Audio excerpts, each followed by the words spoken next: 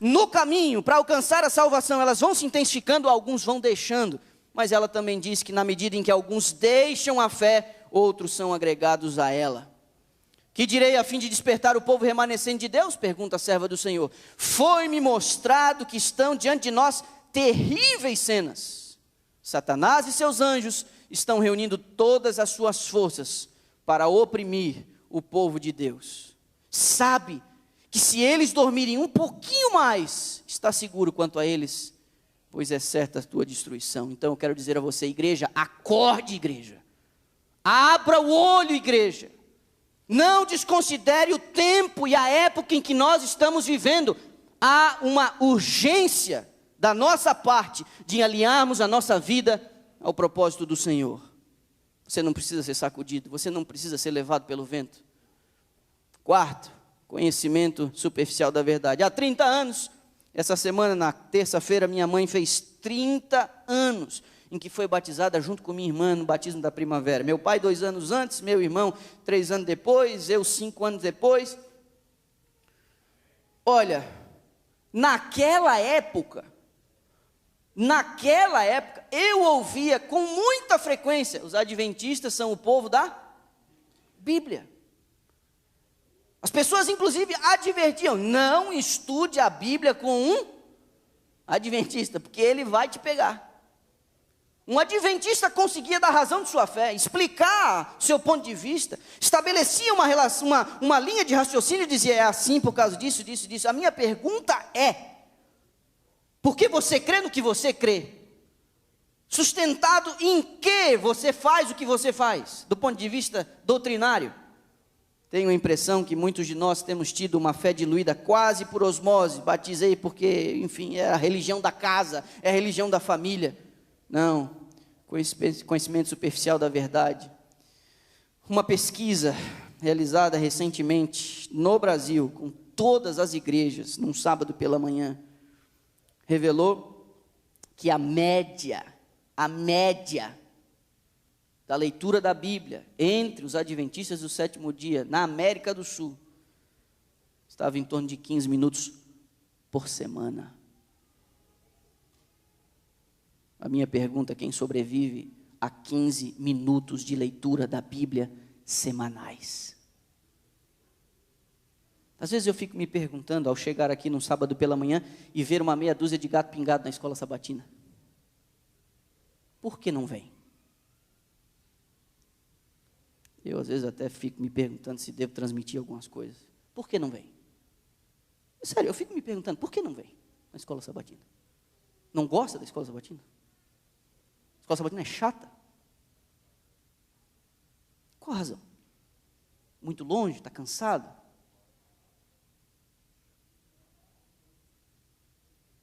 Aqui nós vivemos num país, se você não trabalha, você não come.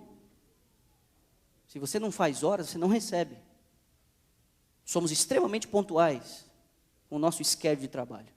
Seja numa companhia ou indo limpar uma casa. Mas 9h30 da manhã está aqui, não sabe pela manhã, está exigindo demais. Deixa eu dizer uma coisa a você. Como movimento adventista, a segunda hora, que é a hora do sermão, ela não era, esse momento não existia nos primórdios da igreja adventista.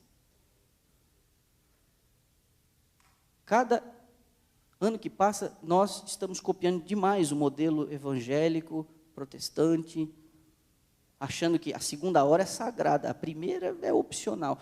Quando nós damos o endereço da igreja para alguém vir nos visitar, a gente já fala a hora que é 10h45 já. 9h30 não. Deixa eu dizer a você, a escola sabatina garante, primeiro, a unidade doutrinária da igreja ao redor do mundo. A escola sabatina garante uma noção missionária, a fim de que os fundos levantados possam beneficiar ações específicas no avanço do evangelho ao redor do globo.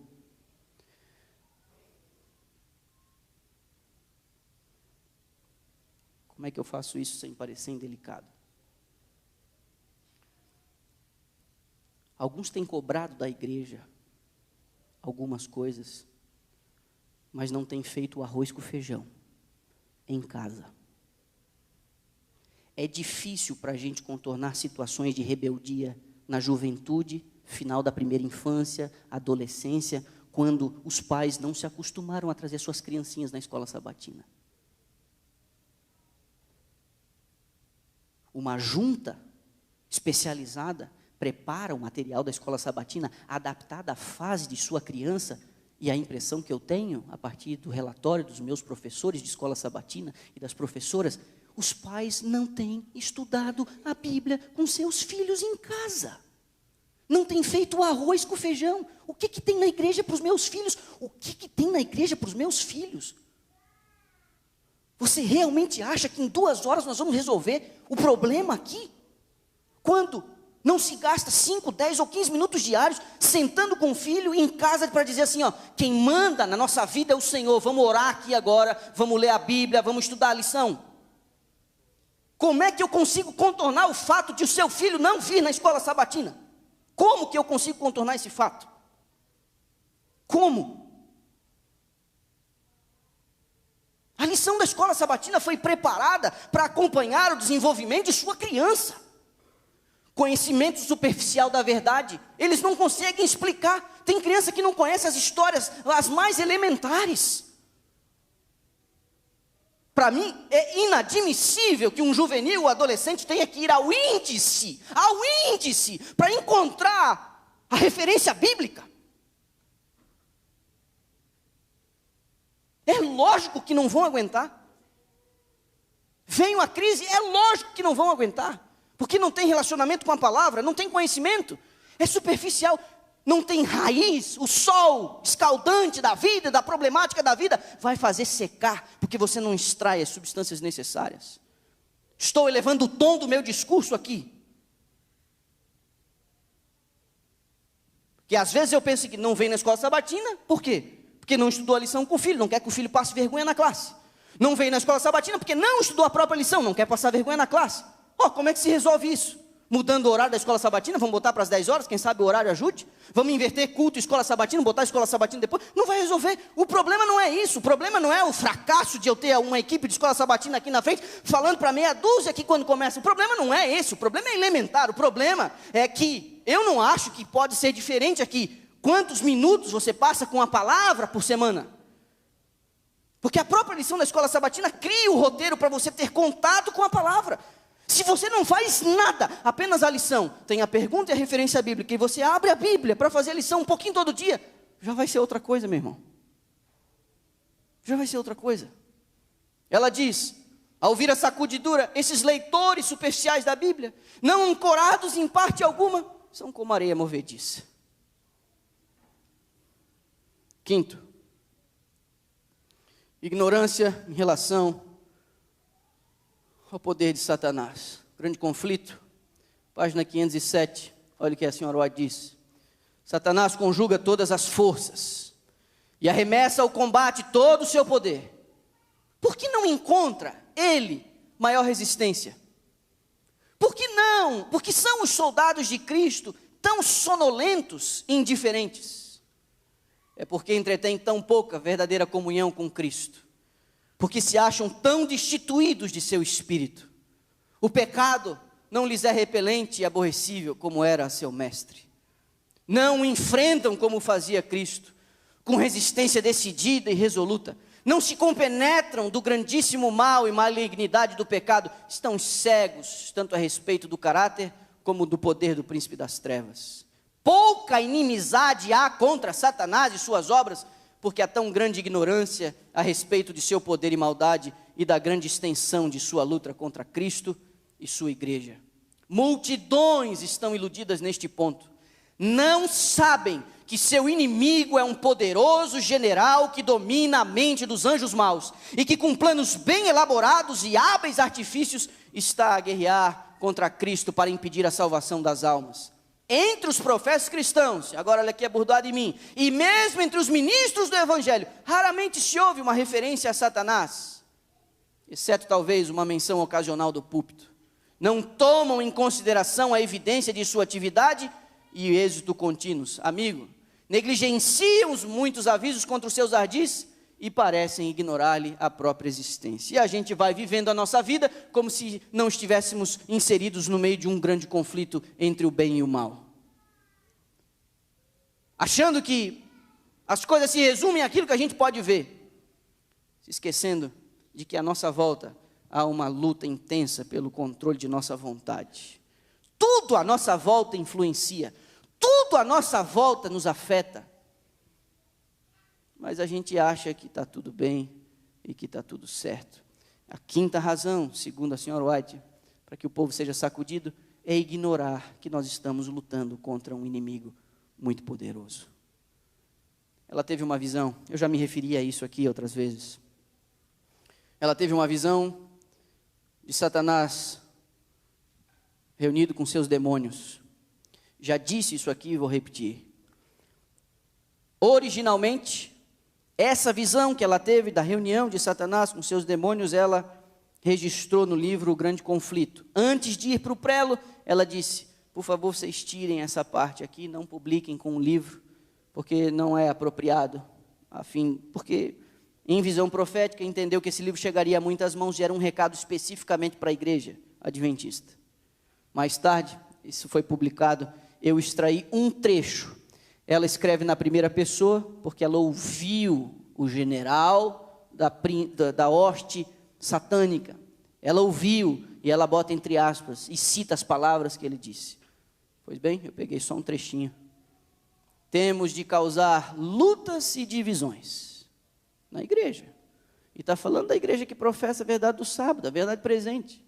Temos de destruir a ansiedade deles por sua própria alma, levá-los à crítica e aos juízos temerários, acusando e condenando-se uns aos outros e a idolatrar o egoísmo e a inimizade. Por causa destes pecados, Deus baniu-nos de sua presença e todos quantos seguirem o nosso exemplo terão sorte idêntica.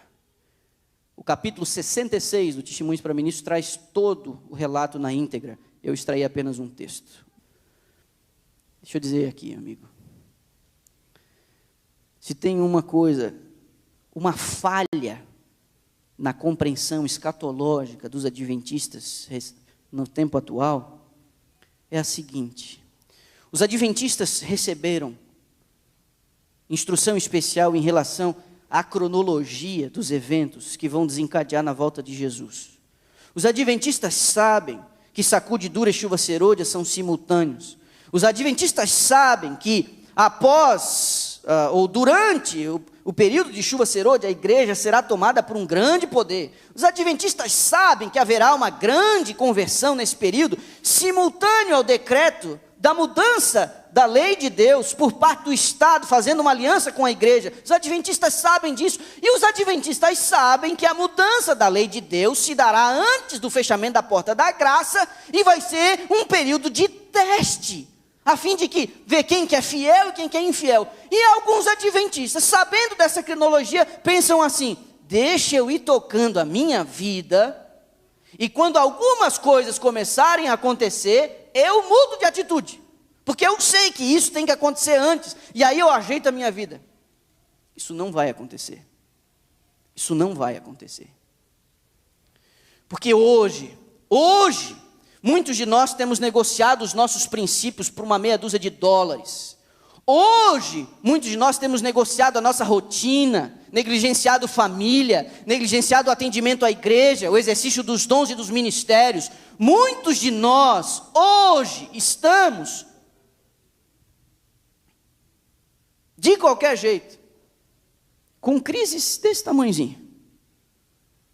Quando a crise, a última delas, se arrebatar sobre a igreja, as expressões, os adjetivos utilizados ali são terríveis, incomparáveis, urgentes.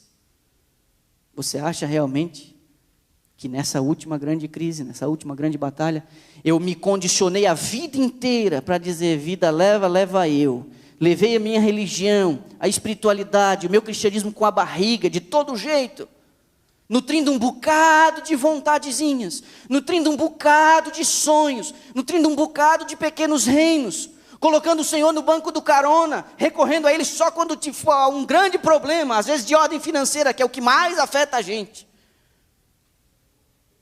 Aí quando chega essa grande crise, você acha realmente que nós estaremos prontos? O nosso pescoço a prêmio? Não estaremos. E aí, meu amigo, nós vamos ao que eu não pus numa ordem de sequência de importância, mas uma das 7 causas, a 7ª relacionada aqui, tem que ver com provas e perseguições. A nossa fragilidade diante de crises é uma coisa impressionante. Mas é lógico, a sacudidura, você tem conhecimento superficial da verdade, você tem resistência à mensagem em Laodiceia, você tem a rejeição à verdade presente, você tem todos esses elementos que até aqui nós consideramos, mornidão, indiferença, descuido. Só que a prova e a perseguição, ela apenas é o vento soprando. É o vento soprando. Porque eu falhei nas outras coisas elementares, a prova e a perseguição apenas vai evidenciar que eu sou palha. Ao aproximar-se a tempestade, uma classe numerosa que tem professado fé na mensagem do 3º anjo, mas que não tem sido santificada pela obediência à verdade, abandona sua posição, passando para as fileiras do adversário. Amigo, o que esse texto aqui está revelando não é apenas que alguns vão deixar a igreja, mas que alguns vão se unir na oposição a ela. Não é apenas que eu viro as costas ao projeto de Deus para a minha vida e para a eternidade. Esse texto está revelando, não é a rejeição apenas, é que a rebeldia, a resistência, o orgulho, o não permitir que a mensagem bíblica amoleça o meu coração e eu reavalie a minha responsabilidade pessoal, faz com que, quando de fato eu viro as costas, eu não apenas ignoro a situação, mas eu me filio aos inimigos da mensagem, aos inimigos do movimento. É a profecia. Os membros da igreja serão individualmente provados. Serão colocados em circunstâncias em que se verão forçados a dar testemunho da verdade. Muitos serão chamados a falar diante de concílios ou tribunais de justiça, talvez separadamente e sozinhos. A experiência que os haveria ajudado nessa emergência, negligenciaram obter, e sua alma se acha opressa de remorsos pelas oportunidades desperdiçadas e os privilégios que negligenciaram. Logo o povo de Deus será provado por ardentes provas, e a grande proporção dos que agora parecem genuínos e verdadeiros demonstrar-se-á metal vil. Em vez de se fortalecerem e confirmarem com a oposição, as ameaças e abusos, tomarão covardemente o lado dos oponentes. Quando a lei de Deus for anulada, sua igreja será peneirada por provas terríveis.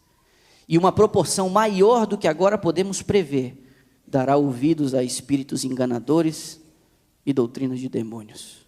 Em vez de serem fortalecidos, quando levados a situações difíceis, muitos provam não ser varas vivas da videira verdadeira, não dão fruto, e o lavrador as tira. Deixa eu dizer aqui uma coisa a você.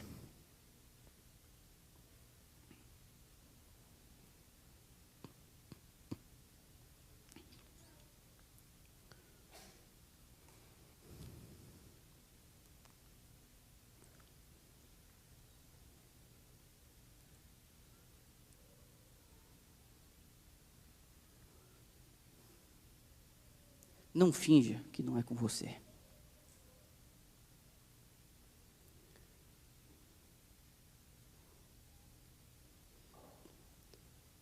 Nos últimos dias, eu orei para que ninguém traísse a própria consciência. É a consciência, é onde o Espírito trabalha, é lá na mente.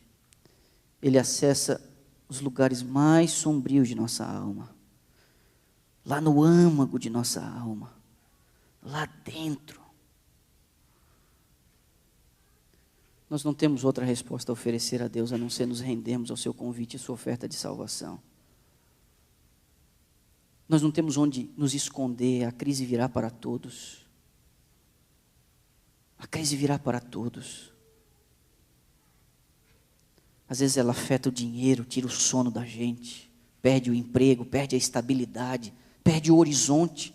Estava tudo muito tranquilo, mas o Senhor, em sua misericórdia, diz: eu preciso que você volte para mim, eu preciso que você volte os seus olhos para mim.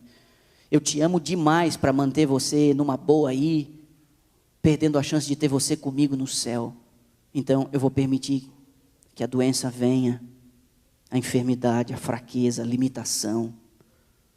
Eu vou permitir que alguns dos seus amigos se revelem tal quais eles são e você se sinta desamparado, você se sinta sozinho. Eu vou permitir que você sinta algumas coisas, porque você tem que se voltar para mim.